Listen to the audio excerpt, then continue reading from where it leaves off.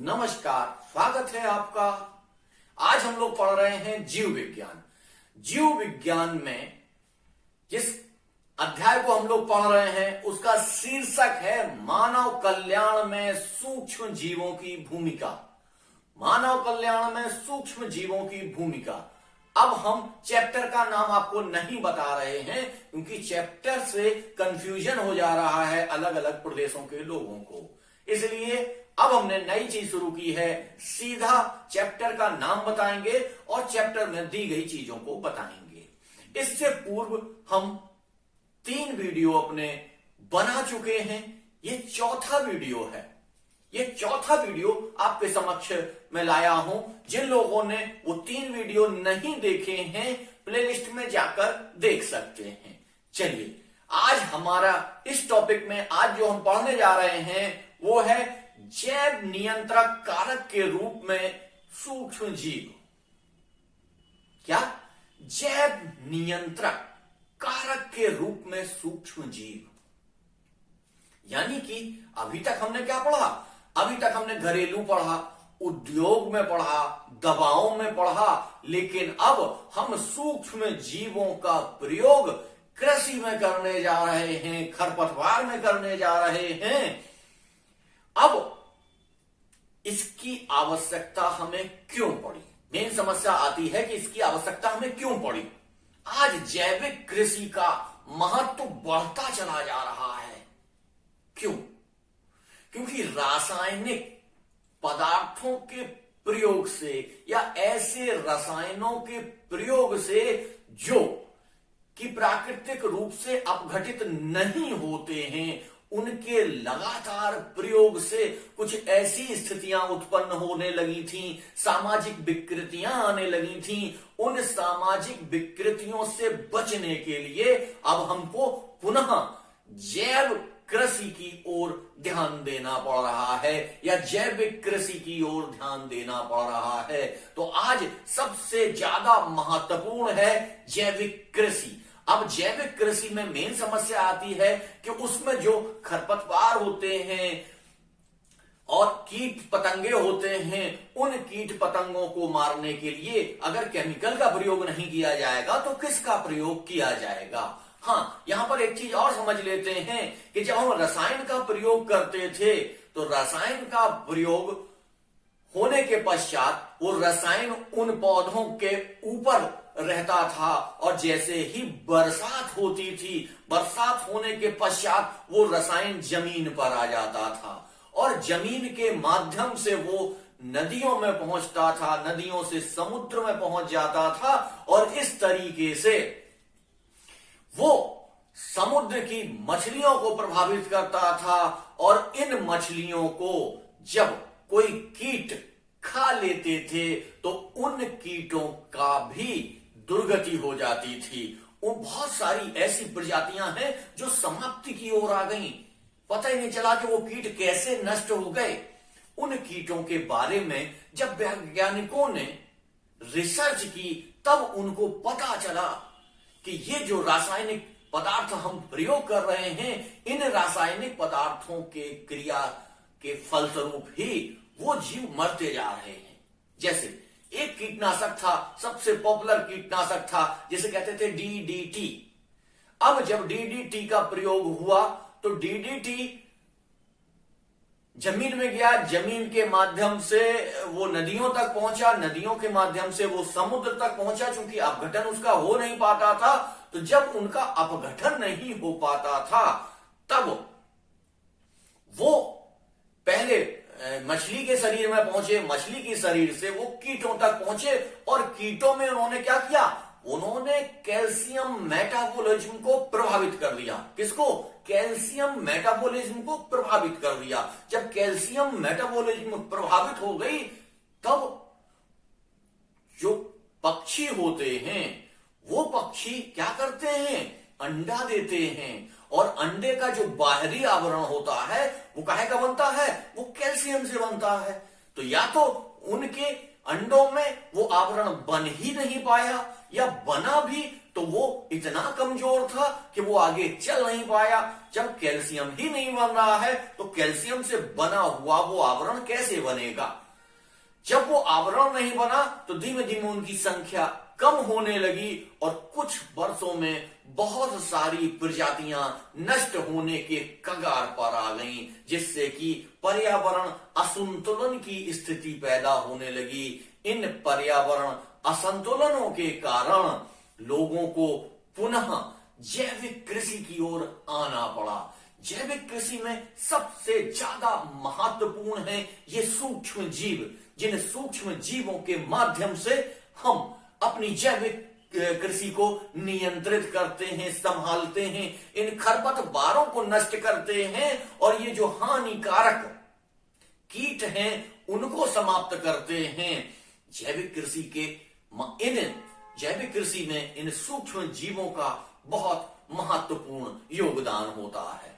आज आप जाके देख लीजिए, बाहर अगर आपको साधारण गेहूं 25 रुपए या 30 रुपए किलो में मिलेगा, तो जैविक कृषि का जो गेहूं है, जैविक खेती के द्वारा उत्पन्न किया गया गेहूं आपको 100 रुपए किलो तक मिलता है। तो इसकी इतनी कीमत क्यों बढ़ गई? उसका मेन कारण यही है कि इन रसायनों के प्रयोग के कारण बहुत सारे रोग मनुष्यों में और जानवरों में उत्पन्न हो रहे हैं, जिन रोगों के अभी तक इलाज भी नहीं खोजे गए हैं। ऐसे रोग भी उत्पन्न हो रहे हैं और कैंसर जैसे खतरनाक रोग भी इनसे हो रहे हैं। तो अब इन रासायनों का कम प्रयोग करने के लिए, रसायन खाद का कम प्रयोग करने के लिए, जैविक खाद का अधिक प्रयोग करने के लिए, जैविक खाद हमने आपको पिछले वीडियो में बताया था कि जैविक खाद कैसे बनती है, गोबर से बनती है और सीवर ट्रीटमेंट प्लांट में बनती है। इन सारी चीजों से जब हम जैविक खाद के माध्यम से अपने उत्पाद को उत्पादित करते हैं तो निश्चित तौर से उसमें लागत ज्यादा आती है और उसकी पैदावार उतनी नहीं होती है, तब उसकी कीमत अधिक हो जाती है। पहले होता क्या था कि अपनी फसल को अच्छा पाने के लिए, अपनी फसल को ज्यादा पैदा करने के लिए हमने अधिक से अधिक रासायनिक खादों का और रासायनिक कीटनाशकों का प्रयोग करके, अत्यधिक रसायनों का प्रयोग करते हुए इन सारी विपत्तियों को आमंत्रित किया। आज उन विपत्तियों से छोटे छोटे बच्चों की आंख में चश्मा लग जाता है, छोटे छोटे बच्चों को डायबिटीज और किडनी जैसी बीमारियां हो रही हैं। तो निश्चित तौर से ये रसायन युक्त खाद्य पदार्थों, और ऐसे पदार्थों को जो स्टोर किए गए हैं, यानी कि जैसे फल हैं, जो डिब्बा बंद फलों के रस होते हैं, उन्हें भी क्या किया जाता है? प्रिजर्व किया जाता है। इन प्रिजर्वेटों के फलों के रसों से भी बहुत नुकसान होता है। इन नुकसानों को देखते हुए आज पुनः रूसो के उस वक्तव्य की तरफ जाना पड़ेगा जब वो कहते थे कि प्रकृति की ओर लौटो, यानी हमें पुनः प्रकृति की ओर लौटना पड़ेगा। प्राकृतिक वातावरण में जैसा नियंत्रण है हमें उसी हिसाब से चलना पड़ेगा। तो आज इस टॉपिक का मूल वही है कि मानव कल्याण में सूक्ष्म जीवों की भूमिका, सूक्ष्म जीव किस तरीके से पर्यावरण का नियंत्रण करते हैं, कृषि का नियंत्रण करते हैं और अपनी महत्वपूर्ण भूमिका निभाते हैं। चलिए, इसमें सबसे पहले डीडीटी का प्रयोग भारत सरकार ने बंद कर दिया है, उस पर रोक लगा दी है। इस सारी रिसर्च को देखने के बाद उन्हें लगा कि डीडीटी जैसे हानिकारक केमिकल का प्रयोग अब भारत में नहीं होगा, जो कि बहुत ही प्रचलित और सस्ता केमिकल था। इस केमिकल को अब भारत में प्रयोग नहीं किया जाता है। तो सीधे आते हैं जैव नियंत्रक कारक के रूप में सूक्ष्म जीव, यानी कि ऐसे जीव जो खरपतवार नाशी होते हैं, जो कीटनाशी होते हैं, जो जैविक खेती को बढ़ावा देते हैं, ऐसे सूक्ष्म जीवों का आज हम लोग अध्ययन करने वाले हैं। चलिए अब हम लोग चलते हैं सीधे, बगैर किसी भूमिका को बनाए हुए सीधे चलते हैं कि वो जैव खरपतवार नाशी कौन से हैं। यानी कि जैव लग गया यहां पर, तो ऐसे जीवाणु जो खरपतवार को समाप्त करते हैं वो कौन से हैं। तो उनको क्या कहते हैं, उनको कहते हैं कोबेनियल कीट।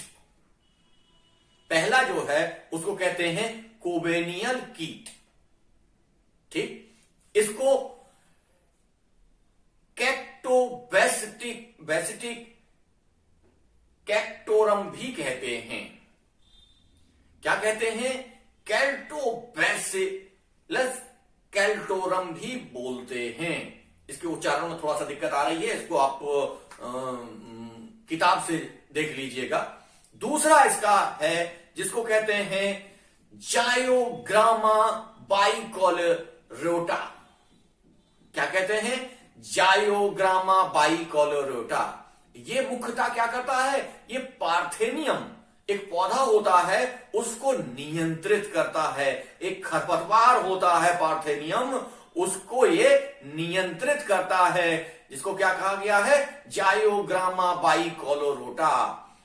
इस जायोग्रामा बाइकोलेरोटा के माध्यम से खरपतवारों का नियंत्रण किया जाता है और ये स्पेशली पार्थेनियम जैसे खरपतवारों का नियंत्रण करता है। अब यहां पर हम लोग समझ लेते हैं कि ये जो जैविक खरपतवार नाशी है ये कर क्या रहे हैं। रासायनिक जो खरपतवार नाशी है वो सारे के साथ मतलब किसी भी खरपतवार पर कार्य करते हैं। खरपतवार पर तो करते ही हैं, फसल पर भी बुरा असर डाल देते हैं और फसल को भी समाप्त करने का काम करते हैं। लेकिन ये जो खरपतवार नाशी हैं ये केवल और केवल उसी समूह के पौधों पर कार्य करते हैं जिसका लिए ये स्पेशलाइज होते हैं। यानी कि ये पार्थेनियम के लिए हैं, तो पार्थेनियम समूह के जितने भी पौधे होंगे उनको ये नष्ट करने का कार्य करेंगे। चलिए अब देख लेते हैं ऐसे जीव जो क्या करते हैं, कीड़ों को नष्ट करते हैं, कीटों को नष्ट करते हैं। वो कौन से सूक्ष्म जीव हैं, ठीक है, वो कौन से बैक्टीरिया हैं। अब इसमें जो बैक्टीरिया होता है उसको कहते हैं बैसिलस थ्रूजेनेसिस या बैसिलस थ्रूरीजेनेसिस। इसको बीटी नाम से, इसका जो शॉर्ट नेम है उसको कहते हैं बीटी, यानी कि बैसिलस थ्रूजेनेसिस एक बैक्टीरिया है। जो बैक्टीरिया क्या करता है, ये सरसों के पौधों पर और फलों पर जहां पर जो कीटाणु होते हैं, जो कीट होते हैं, उनके पत्तों को खाने लगते हैं, उनके लार्वा उन पत्तों को खाने लगते हैं। तो इन पत्तों पर इनका छिड़काव कर दिया जाता है। जब ये छिड़क दिए जाते हैं तो पत्तों के साथ साथ क्या करते हैं, वो कीट के लार्वे वो इनको भी खा लेते हैं। जब इनको खा लेते हैं तब ये कीट के अंदर पहुंचते हैं। अंदर पहुंचने के बाद उनके आहार नाल में एक विष पैदा कर देते हैं, जिससे वो क्या होते हैं, वो लार्वा नष्ट हो जाते हैं, वो लार्वा समाप्त हो जाते हैं। इससे किसी भी प्रकार के प्राकृतिक पर्यावरण का प्रदूषण नहीं होता है और सामान्यतः उनको नष्ट कर देते हैं। इसीलिए इनको क्या कहा जाता है, जैव नियंत्रक कारक। यानी वो जैविक हैं, वो जीव हैं जो एक दूसरे को क्या कर रहे हैं, नियंत्रित कर रहे हैं। और चूंकि वो जीव हैं तो जीव कोई ऐसा नहीं होता है जो अमर हो। जीव आते हैं, अपना जीवन काल पूरा करते हैं और समाप्त हो जाते हैं। तो ये जीव हैं इसलिए ये समाप्त हो जाते हैं, इनका अपघटन हो जाता है। जबकि रासायनिक चीजों का अपघटन नहीं हो पाता है। जब वो अपघटित नहीं हो पाते हैं, जैसे डीडीटी का उदाहरण अभी हमने आपको दिया था, जब वो अपघटित नहीं हो पाते हैं तो वो यहां पर रह जाते हैं और लगातार प्रकृति के विनाश के लिए कार्य करते हैं। तो आज हम लोग ऐसे कारकों को पढ़ रहे हैं जो प्रकृति के विकास के लिए कार्य करते हैं, जो प्रकृति के अनुसार कार्य करते हैं, प्रकृति के द्वारा बनाई गई उन चीजों का संरक्षण करते हैं और उसको जो कीट नुकसान पहुंचा रहे हैं उनको नष्ट करने का कार्य कर रहे हैं। अगला जो आता है इसमें वो आता है बीटल तथा ड्रैगन फ्लाई। ठीक है, बीटल तथा ड्रैगन फ्लाई क्या करते हैं? ये हमें मच्छरों से छुटकारा दिलाते हैं। जो बहुत बड़े बड़े मच्छर भी हो जाते हैं उनको ये बीटल तथा ड्रैगन फ्लाई खाकर उनको नष्ट कर देते हैं। इनमें सबसे जो इंपॉर्टेंट है वो है बैक्यूलोवायरस। बैक्यूलोवायरस क्या है? बैक्यूलोवायरस वायरस समूहों का एक झुंड है। वायरसों का एक झुंड है जो क्या करता है? जो कीटों पर आक्रमण करता है। क्या करता है? कीटों पर आक्रमण करता है। ठीक है, और इन्हें कहां रखा जाता है ये भी ध्यान कर लीजिए कि इन्हें न्यूक्लियो पॉली हाइड्रोवायरस जीन्स के अंतर्गत रखा जाता है। याद कर लीजिए, कई बार ये, मुझे लगता है एक बार आईएएस में भी ये पूछा गया है कि ये न्यूक्लियो पॉली हाइड्रोवायरस जीन्स क्या कार्य करते हैं। तो इनको आप ध्यान रखिए। और आज इनका जो सबसे प्रमुख प्रभाव है वो है कि ये अन्य जीवों को नुकसान नहीं पहुंचाते हैं। ये जिस चीज के लिए हैं स्पेसिफिक उसी कार्य को करते हैं। अगर ये कीट को नाश करते हैं तो उन्हीं कीटों को नाश करेंगे। जो लाभदायक कीट हैं उनको नाश नहीं करते हैं। इनका कोई भी नकारात्मक प्रभाव नहीं होता है और ये प्रकृति के लिए बहुत ही लाभकारी हैं, हितकारी हैं। इसलिए इन सूक्ष्म जीवों का अध्ययन बहुत ही आवश्यक है। आज जैविक कृषि को बहुत बढ़ावा दिया जा रहा है। अमेरिका, कनाडा, मतलब जो विकसित देश हैं वो पूरी तरीके से अब जैविक कृषि को प्रोत्साहन दे रहे हैं। अपने पैदावार को अत्यधिक बढ़ाने के चक्कर में नहीं पड़े हैं, उस पैदावार को गुणवत्ता युक्त बनाने का प्रयास कर रहे हैं और ऐसा प्रयास कर रहे हैं जिससे वो रासायनिक खादों और रासायनिक तत्वों के प्रयोग के पश्चात होने वाले रोगों से छुटकारा पा सके। इन सारी चीजों के माध्यम से ही ये सूक्ष्म जीव हमारे लिए अत्यंत लाभदायी हैं, लाभकारक हैं और ये बहुत बड़ी मात्रा में, पैदावार तो उतनी ज्यादा नहीं होती है लेकिन निश्चित तौर से जो पैदावार होती है वो उत्तम होती है, बगैर किसी रोग को उत्पन्न किए हुए आपके शरीर के लिए हितकारी होती है।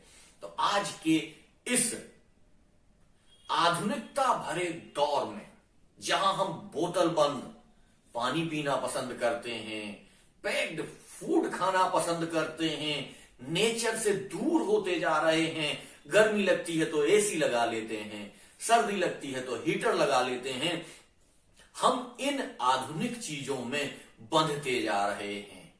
इसीलिए इन आधुनिक चीजों से दूर प्रकृति की ओर जाने के लिए हमारे वैज्ञानिक हमें प्रोत्साहित कर रहे हैं, हमारे जो समाज सुधारक हैं वो हमें प्रोत्साहित कर रहे हैं।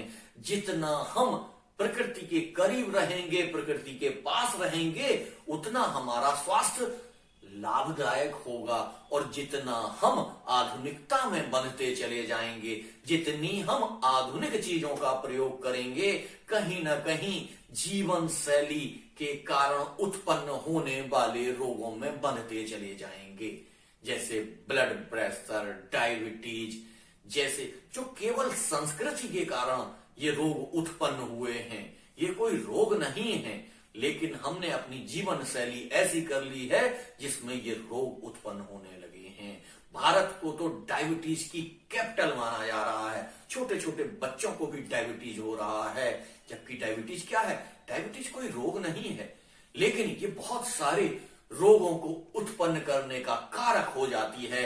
इसलिए इन सारी चीजों से बचने के लिए हमें प्रकृति के करीब जाना पड़ेगा, प्राकृतिक चीजों को अपनाना पड़ेगा। अगर हम प्रकृति से दूर होते जाएंगे तो कहीं ना कहीं हम अपनी और अपने संतानों को नष्ट करने की दिशा में जा रहे हैं। इसीलिए मानव के कल्याण में जो सूक्ष्म जीव उत्तरदायी हैं, उन सूक्ष्म जीवों को हमने आज पढ़ा, हमने आज जाना, और इन सूक्ष्म जीवों से किस प्रकार से हम जैविक कृषि कर सकते हैं और कृषि से लाभ ले सकते हैं, उसको भी हमने जाना।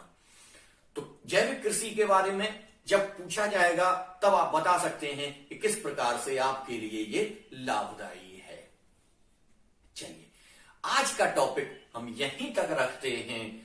अगले टॉपिक में कल हम पुनः आपके समक्ष उपस्थित होंगे। अब हमारा आता है क्वेश्चन सेक्शन। क्वेश्चन सेक्शन में सबसे पहले पहला क्वेश्चन है कि डीडीटी क्या है? डीडीटी क्या है? दूसरा क्वेश्चन, डीडीटी से पक्षियों में कौन सा रोग उत्पन्न होता है? नंबर 3, खरपतवार नाशी यानी कि जैव खरपतवार नाशी कौन से हैं? अगला, बीटल तथा ड्रैगन फ्लाई से हमें किन जीवों से छुटकारा मिलता है? हां, एक इंपॉर्टेंट सूचना, जिन छात्रों ने हमारे चैनल को सब्सक्राइब नहीं किया है तो प्लीज हमारे चैनल को सब्सक्राइब कर लीजिए। वीडियो अगर आपको अच्छा लगा है तो लाइक करिए और इसे अधिक से अधिक लोगों को शेयर करिए। वीडियो लंबा हो जाता है, इसलिए हम वीडियो को आज यहीं तक रखेंगे। कल पुनः आपके सम्मुख प्रस्तुत होंगे। धन्यवाद।